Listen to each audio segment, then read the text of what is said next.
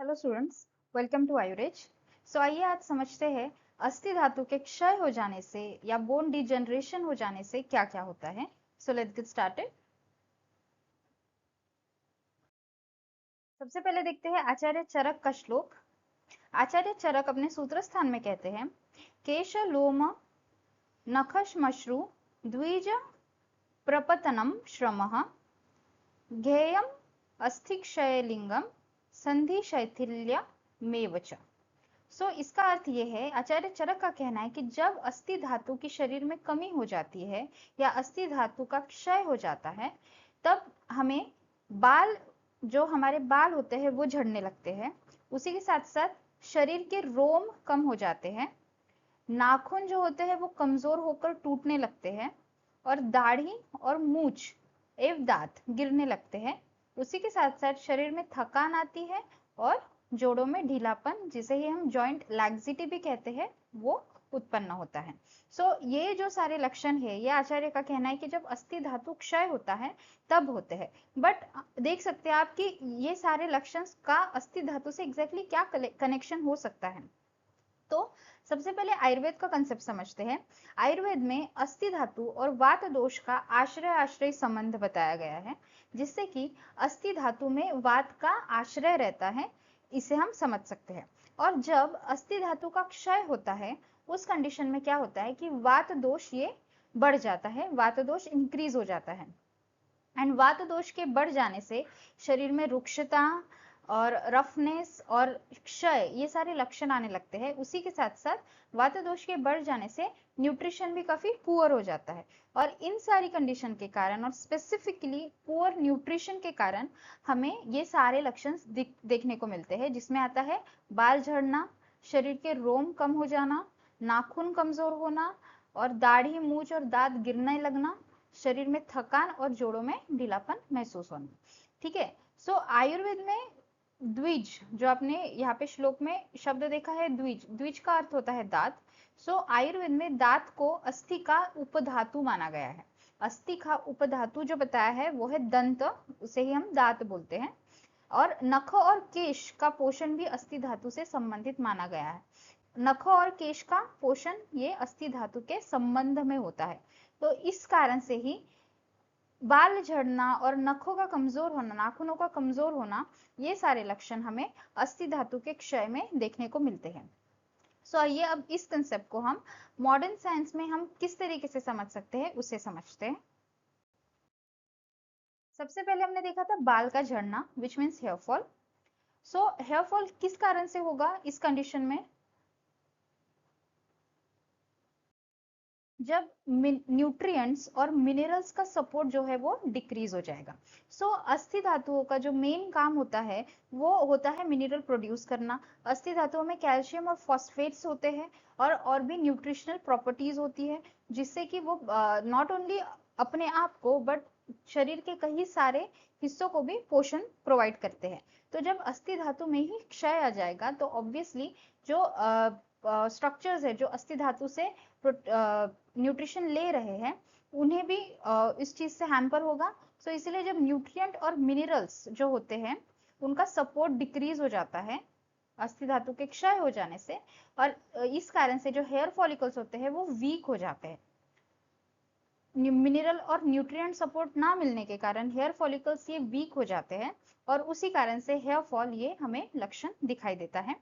उसके साथ ही reduction of body hair, degenerative metabolism, यहाँ पे भी वही बात आ जाती है कि अस्थि धातु के क्षय हो जाने से अस्थि धातु में जो मेटाबॉलिज्म हो रहा है, जो वो बाकी स्ट्रक्चर्स को न्यूट्रिशन प्रोवाइड कर रहे हैं, उसमें ये हो जाता है, खंत हो जाता है, वो डिक्रीज हो जाता है और पुअर टिश्यू नरिशमेंट, टिश्यूज को भी नरिशमेंट नहीं मिल पाता है, जिससे कि फॉलिकल एक्टिविटी ये कम हो जाती है और इसी के कारण जो बॉडी हेयर है उनका भी प्रोडक्शन ये रिड्यूस्ड हो जाता है। उसके बाद हमने देखा था नाखूनों का कमजोर होना, जिसे हम बोलेंगे ब्रिटल नेल्स। यहाँ पे क्या हो रहा है, कैल्शियम और मिनरल का इम्बैलेंस हो रहा है। अस्थि धातु का क्षय हो जाने से अगेन कैल्शियम और मिनरल्स में इम्बैलेंस हो रहा है और पुअर नरिशमेंट मिल रहा है नाखूनों को, इसीलिए जो नाखून है वो भी कमजोर हो रहे हैं। Loss of beard, moustache and teeth, दाढ़ी और दांत, दाढ़ी मूछ और दांत, इस पे भी रिडक्शन हमें देखने को मिलता है, इसमें भी लॉस हमें देखने को मिलता है। इसका भी कारण यही है कि बोन लॉस हो गया, मतलब अस्थि का क्षय हो रहा है, जिस कारण से जो टूथ सपोर्ट है, दंत को जो सपोर्ट मिल रहा है, उसके साथ दंत के गम्स को जो सपोर्ट मिल रहा है, एंड हेयर फॉलिकल्स, जो बियर्ड और मुस्टाच के लिए जो हेयर फॉलिकल्स होते हैं उन्हें जो नरिशमेंट मिल रहा है, ये भी कम हो जाता है, जिस कारण से हमें ये सिम्टम्स भी देखने को मिलते हैं। उसके बाद आता है फटीग, थकान आना।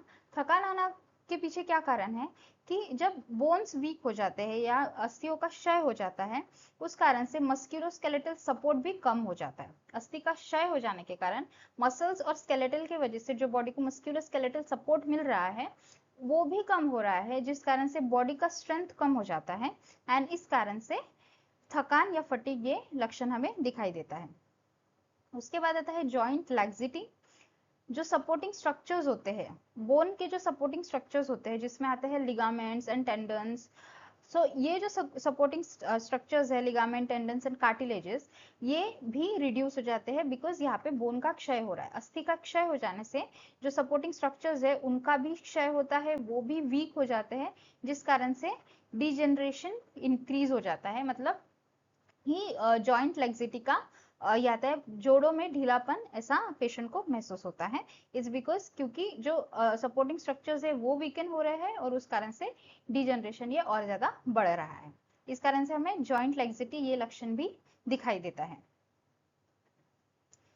सो इस तरीके से हमने देखा कि किस तरीके से आयुर्वेद में जो लक्षण बताया है और मॉडर्न में जो इसके फिजियोलॉजिकल रीजंस है, ये इन रीजन से हम आयुर्वेद के लक्षणों को काफी अच्छे से समझ सकते हैं। उसके बाद आचार्य सुश्रुत ने जो अस्थि धातु के क्षय के लक्षण बताया है वो है, जब शरीर में अस्थि धातु का क्षय हो जाता है तो आचार्य सुश्रुत का कहना है कि हड्डियों में दर्द होने लगता है, उसी के साथ साथ दांत कमजोर होकर टूटने लगते हैं, नाखून भंगुर यानी ब्रिटल हो जाते हैं, और शरीर में रुक्षता बढ़ जाती है। सो हड्डियों में दर्द होने लगता है, इसे हम ऑस्टियोपोरोसिस की कंडीशन से समझ सकते हैं। यहाँ पे भी बोन डिजेनरेशन हो रहा है, जिस कारण से जो बोन की डेंसिटी है वो कम हो जाती है, और बोन की डेंसिटी कम हो जाने के कारण ही बोन में हमें पेन फील होता है, हड्डियों में दर्द फील होता है। सो इसे ऑस्टियोपोरोसिस, ऑस्टियोमेलेशिया और बोन डिजेनरेशन इस कंडीशन से हम समझ सकते हैं। उसके बाद दांत कमजोर होकर टूटने लगते हैं, जैसे कि अभी हमने प्रीवियस स्लाइड में देखा था कि न्यूट्रिशनल पुअर न्यूट्रिशन के कारण दांत और गम्स को अफेक्ट होता है, जिस कारण से दांत कमजोर होकर टूटने लगते हैं, और कैल्शियम डेफिशिएंसी और बोन लॉस के कारण ये चीजें होती है। उसके बाद नाखून ब्रिटल हो जाते हैं, अगेन न्यूट्रिशनल और मिनरल डेफिशिएंसी के कारण नाखूनों पे भी प्रभाव पड़ता है, और शरीर में रुक्षता बढ़ जाती है। सो जैसे कि हमने देखा कि अस्थि धातु का क्षय होने से वात दोष बढ़ रहा है, वात दोष के बढ़ जाने से शरीर में डिहाइड्रेशन भी आ रहा है, प्लस जहाँ पे अस्थि धातु का क्षय हो रहा है, सो हमने देखा था कि अस्थि धातुओं में कोलेजन प्रेजेंट होता है, तो जब ये कोलेजन रिड्यूस्ड हो जाता है, सो इस कोलेजन के रिड्यूस्ड हो जाने के कारण भी शरीर में ये रुक्षता बढ़ जाती है।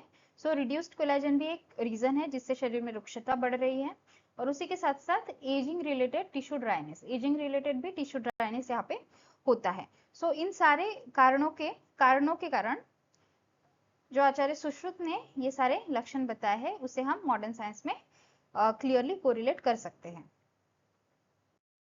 उसके बाद हम देखेंगे अष्टांग हृदय में जो लक्षण आए हैं। अष्टांग हृदय में जो लक्षण आए हैं वो भी आचार्य चरक और आचार्य सुश्रुत के लक्षणों से ही मिलते जुलते हैं, जिसमें आता है कि हड्डियों में चुभने जैसा दर्द होता है, मतलब यहाँ पे उन्होंने बात की है कि प्रिकिंग पेन हो रहा है पेशेंट को हड्डियों में। सो इसका रीजन भी यही है कि बोन डेंसिटी कम हो जाने के कारण ये लक्षण दिखाई देता है।